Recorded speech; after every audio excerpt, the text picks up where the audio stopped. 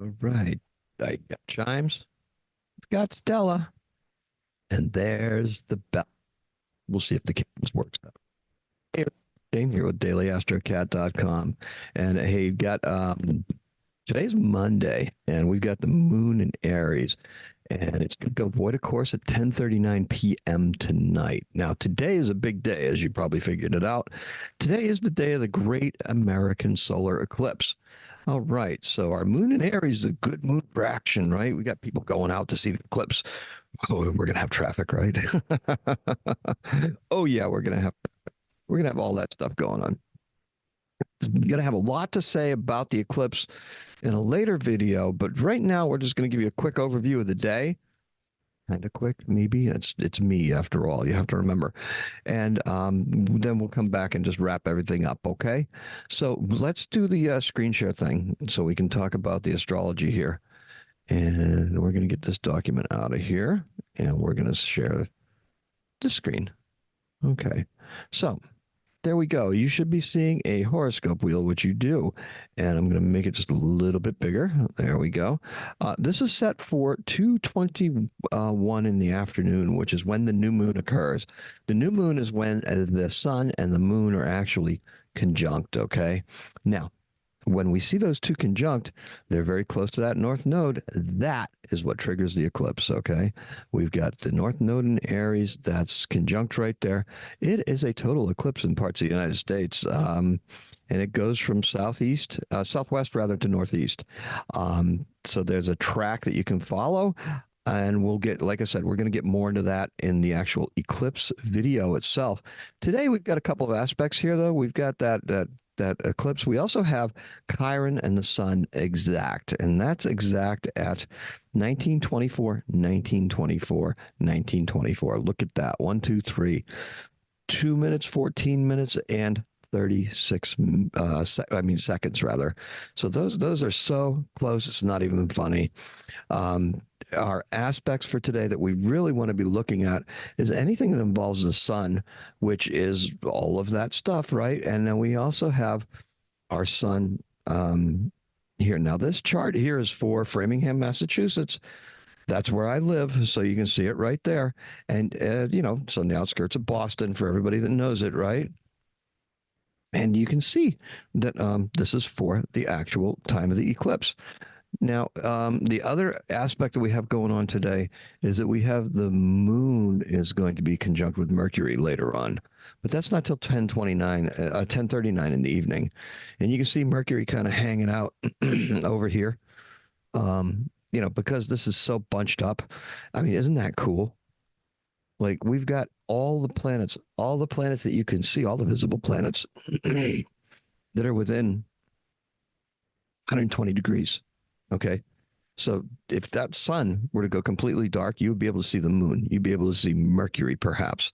You would see Saturn. You would see Mars and Saturn conjunct. And you would see Venus up off to the right of the sun. Excuse me. Now, as cool as that is, what do we have that's going on today that's going to really grab our attention and hold us?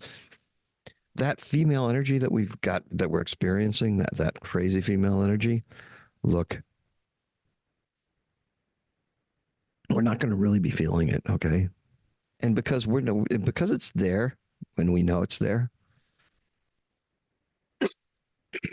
Excuse me one more time. All right. May end up editing that out. You never know. Okay, so we've got 1, 2, 3, 4, 5. Look at that stellium. That's crazy, right? There's 1, 2, 3, 4, 5, 6 major things that are in Aries. Okay. This is a very fiery day. It's a great day for beginnings. An Aries new moon would be like, yeah, we're ready for it, right? Let's bring it on. Put that stuff in the ground. We're going to make stuff grow. Okay. Get excited. Get excited. I mean, there's a lot of people saying, oh my goodness, eclipses are scary. No, get excited. Okay. This is your chance. This is a chance to make some very good things happen for you that you've been deserving for a long time and you've been working towards for a long time. All right. So now with that being said, and we're all excited about this now, let's get off of this chart and I'm going to stop sharing, which is right here. And then we're going to go back over here. And now let's just wrap this up real quick so we can go on to bigger and better things. Um, Told you about the void of course moon. This is the Great American Eclipse Part 2. We had one in 2017, if I'm not mistaken. It kind of went the opposite way. It started in the northwest and it went down to the southeast. All right. The path of totality sweeps from North America. Yes, we told you that. It's going to start at around 11:42 in the morning, and it's going to end around 4:52 Eastern Daylight Time. This is some big energy, and I'm going to end up doing a separate show on just the eclipse itself. Look, supposedly with the loss of light, here's what happens historically. Okay, there's we lose focus. We're supposed to lose focus because it's like, oh my goodness, the light went away. Oh, it's dark. But senses when it gets dark, and that's my contention. Okay, kings fall and nations are transformed. This is what they believe traditionally. Okay, rulers, kings fall, nations are transformed. I find the loss of light is going to cause us to use our other senses, and the focus is not on what is visible. It's on what's we can see once the visibility goes away, right? And those other planets, what if we see them? What if we can see something? What if we see that comet near the sun? Wouldn't that be cool? Whoa.